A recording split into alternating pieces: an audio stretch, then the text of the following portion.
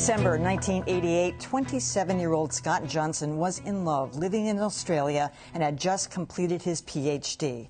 According to friends and family, he was in the prime of his life, which made his death all the more devastating.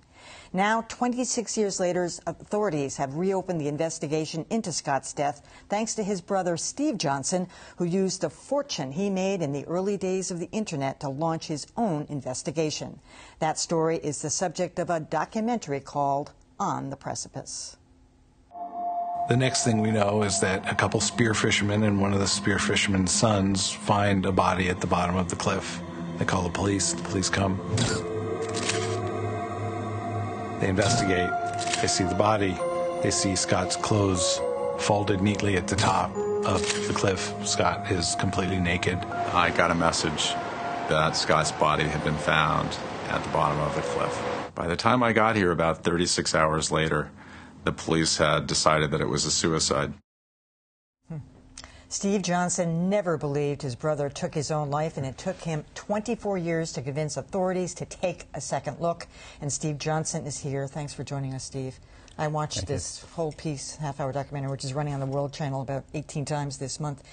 Why were you so convinced from the beginning that your brother did not commit suicide? I should say, just for context, he was gay. He had gone to Australia to be with somebody that he fell in love with. He had just completed his PhD. Why were you so convinced? Well, Scott and I were very close. We grew up in a very poor family in the 60s, raised with my sister by a single mom.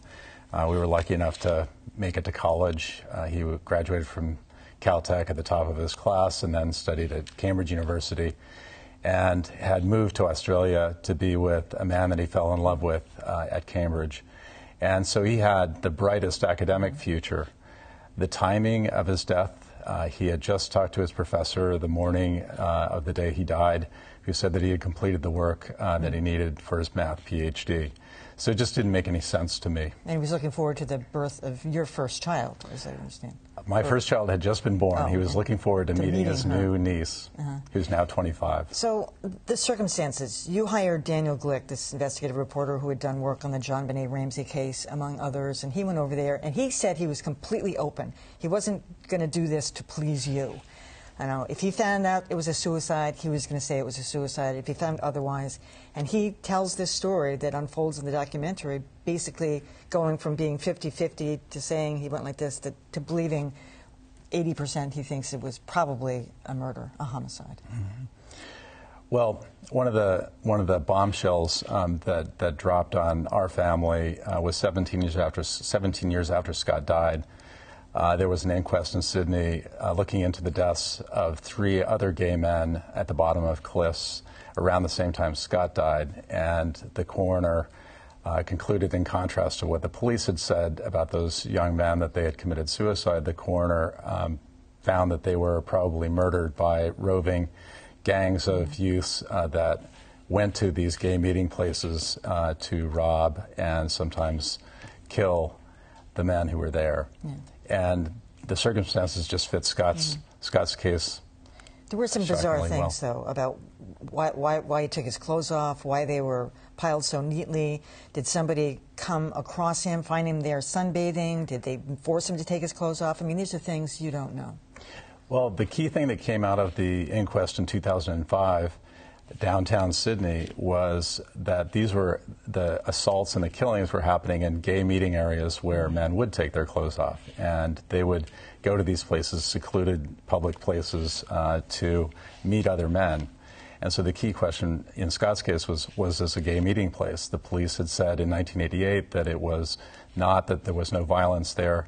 My private investigator found immediately by traveling there that this was not only then, but still now, a popular gay meeting place, and that there were hundreds of assaults that he found in court documents around that time. Now, his then lover did speak to police at the time and said that Scott had talked about suicide. He didn't participate in the documentary, which made me curious, frankly, but he said that your brother had talked about suicide, jumping off, I think, the Golden Gate Bridge. Mm-hmm. The police never looked into that story.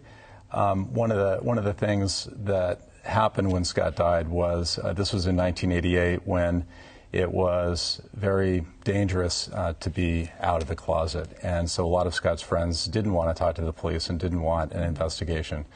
And whether or not that story was true, the timing of the story, as his boyfriend told it, placed it on the same week that Scott was the best man at my wedding, hundreds of miles away from the Golden Gate Bridge.